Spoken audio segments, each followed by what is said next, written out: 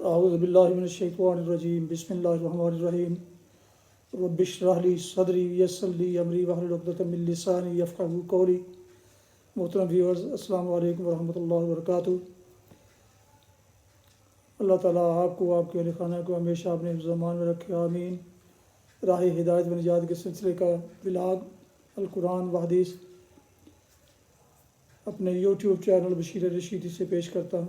روحانی اور قرآنی سلسلے کا یہ ولاگ جو سراسر باعث خیر، باعث برکت اور باعث ثواب ہے، نور ہدایت بھی، اسے روزانہ کی بنیاد پر میں اپنے اس چینل پر اپلوڈ کرتا ہوں۔ اگر آپ نئے ہیں، آپ نے ابھی تک اسے سبسکرائب نہیں کیا تو ضرور سبسکرائب کر لیجئے گا،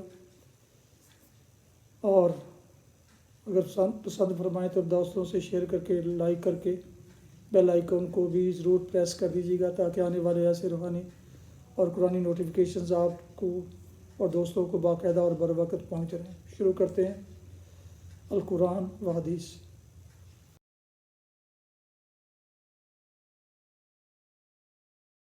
اعوذ باللہ من الشیطان الرجیم بسم اللہ الرحمن الرحیم۔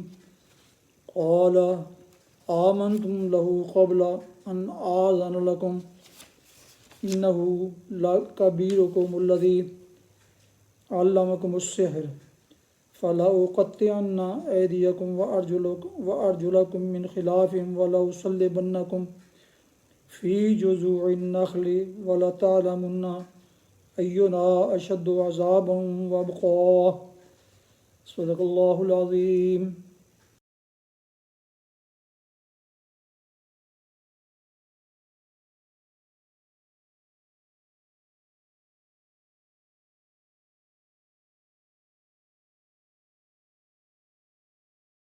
سورہ طٰہٰ کی آیت مبارکہ 71 کی تلاوت پیش کی گئی۔ اس کا اردو ترجمہ پیش کرتا ہوں۔ قال آمنتم لہ قبل ان آذن لکم۔ فرعون نے کہا تم ایمان لے آئے قبل اس کے کہ میں تمہیں اس کی اجازت دیتا۔ معلوم ہو گیا کہ یہ تمہارا گرو ہے جس نے تمہیں جادوگری سکھائی تھی۔ اچھا، اب میں تمہارے ہاتھ پاؤں مخالف سمتوں سے کٹواتا ہوں اور کھجور کے تنوں پر تم کو سولی دیتا ہوں، پھر تمہیں پتہ چل جائے گا کہ ہم دونوں میں سے کس کا عذاب زیادہ سخت اور دیر پا ہے، یعنی میں تمہیں زیادہ سخت سزا دے سکتا ہوں یا موسیٰ۔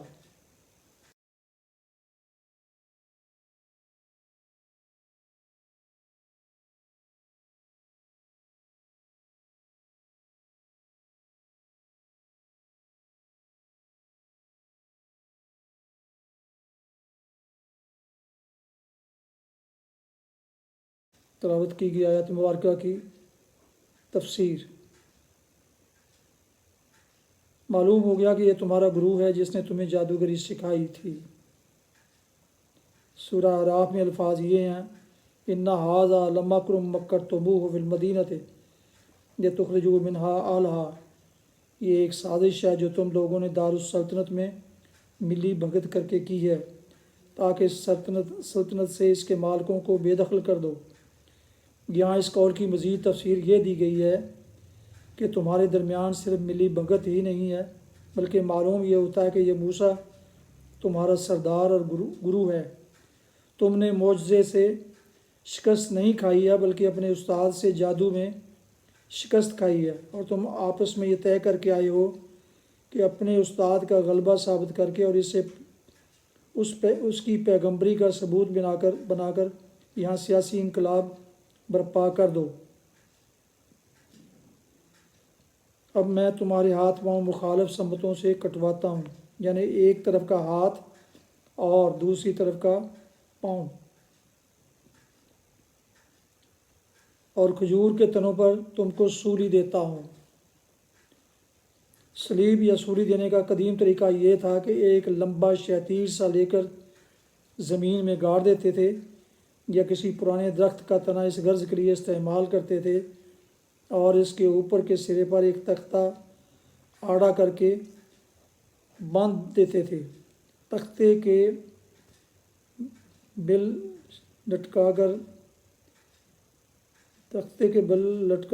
لٹکا رہ جاتا تھا۔ اور گھنٹوں اس طرح پھر مجرم کو اوپر چڑھا کر اور اس کے دونوں ہاتھ پھیلا کر آڑے تختے کے ساتھ کیلیں ٹھونک دیتے تھے۔ اس طرح مجرم تختے کے بل لٹکا رہ جاتا تھا اور گھنٹوں سسک سسک کر جان دے دیتا تھا۔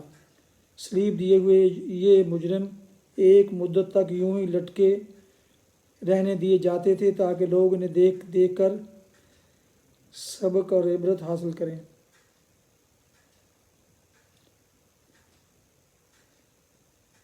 پھر تمہیں پتہ چل جائے گا کہ ہم دونوں میں سے کس کا عذاب زیادہ سخت اور دیر پا ہے۔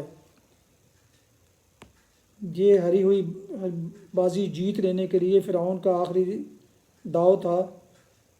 وہ چاہتا تھا کہ جادوگروں کو انتہائی خوفناک سزا سے ڈرا کر ان سے یہ اقبال کرارے کہ واقعی یہ ان کی اور موسیٰ علیہ السلام کی ملی بھگت تھی اور وہ ان سے مل کر سلطنت کے خلاف سازش کر چکے تھے، مگر جادوگروں کے عزم و استقامت نے اس کا یہ داؤ بھی الٹ دیا۔ انہوں نے اتنی ہولناک اور سزا برداشت کرنے کے لیے تیار ہو کر دنیا بھر کو یہ یقین دلا دیا کہ سازش کا الزام محض بگڑی ہوئی بات بنانے کے لیے ایک بے شرمانہ سیاسی چال کے طور پر گڑھا گیا ہے۔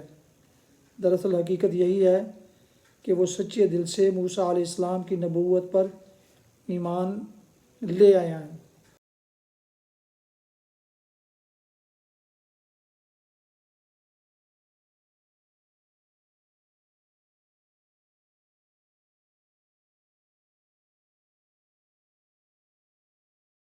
حدیث مبارکہ حضرت ابو ہریرہ رضی اللہ عنہ سے روایت ہے، رسول اللہ صلی اللہ علیہ وسلم نے فرمایا، ایک وہ دینار ہے جسے تو اللہ کے راستے یعنی جہاد میں خرچ کرے، اور ایک وہ دینار ہے جو کسی گردن کے آزاد کرنے میں خرچ کرے، اور ایک وہ دینار ہے جو تو کسی مسکین پر صدقہ کرے، اور ایک وہ دینار ہے جو تو اپنے بال بچوں پر خرچ کرے۔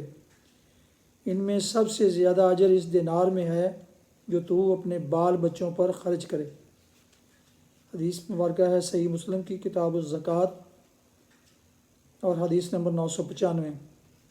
فوائد میں لکھا ہے کہ یہ ایسے شخص کا تذکرہ ہے جو صاحب نصاب نہ ہو اور قلیل آمدنی کا حامل ہو۔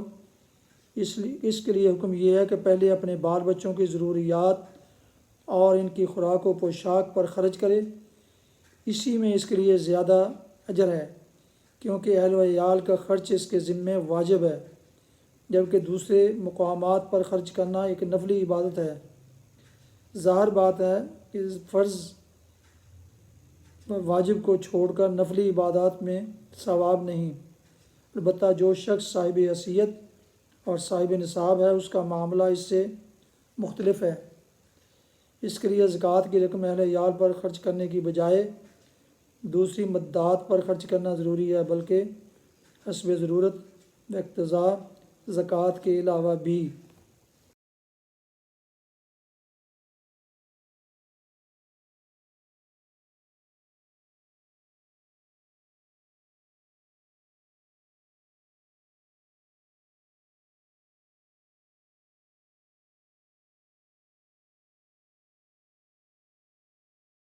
ویورز محترم، ابھی آپ دیکھ رہے تھے اور سن رہے تھے راہ ہدایت و نجات کے سلسلے کا ولاغ القرآن و حدیث، جس میں آج سورہ طٰہٰ کی آیت مبارکہ 71 کی تلاوت، ترجمہ و تفسیر پیش کی گئی، اور اس کے علاوہ کہ ایک حدیث مبارکہ بھی بیان کی گئی۔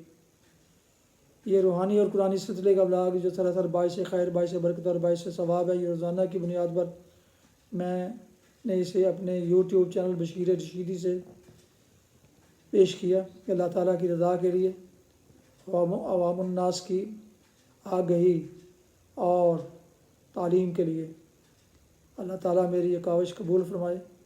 ایک دفعہ پھر آپ سے گزارش ہے کہ اگر آپ نے اس چینل کو ابھی تک سبسکرائب نہیں کیا تو ضرور سبسکرائب کیجئے، اور دوستوں سے شیئر کر کے، لائک کر کے بیل آئیکن کو بھی پریس کر دیجیے گا۔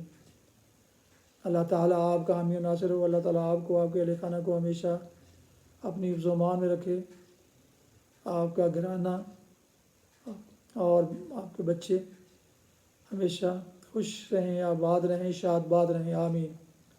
اپنا بہت خیال رکھیے گا، اپنی دعاؤں میں پیارے وطن، والدین، دوست و احباب کے علاوہ اس ناچیز کو بھی ان میں شامل فرمائیں، تو میں انتہائی طور پر، ذاتی طور پر شکر گزار ہوں گا۔ ختم کرتے ہیں آج کا ولاگ۔ السلام علیکم ورحمۃ اللہ وبرکاتہ۔ پاکستان زندہ باد۔ اللہ حافظ۔